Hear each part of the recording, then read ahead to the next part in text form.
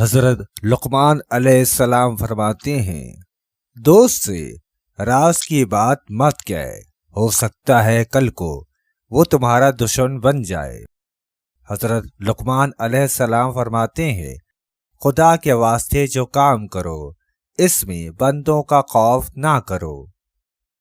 حضرت لقمان علیہ السلام فرماتے ہیں، جس نعمت میں شکر ہے اس کو زوال نہیں ہے، جس نعمت میں کفران ہے اس کو بقا نہیں۔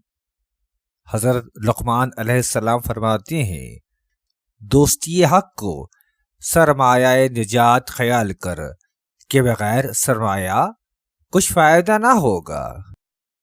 حضرت لقمان علیہ السلام فرماتے ہیں، جاہل لوگوں سے کم مل ورنہ وہ تجھے بھی جاہل بنا دیں گے۔ حضرت لقمان علیہ السلام فرماتے ہیں، کمینوں کے مقابلے میں خاموش رہا کرو۔ حضرت لقمان علیہ السلام فرماتے ہیں، موت کو ہر وقت پیش نظر رکھو اور مصائب دنیا کو سہل خیال کرو۔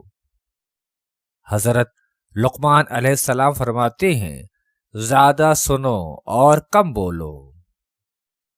حضرت لقمان علیہ السلام فرماتے ہیں، کھانے سے بھوکا اور حکمت سے سیر رہو۔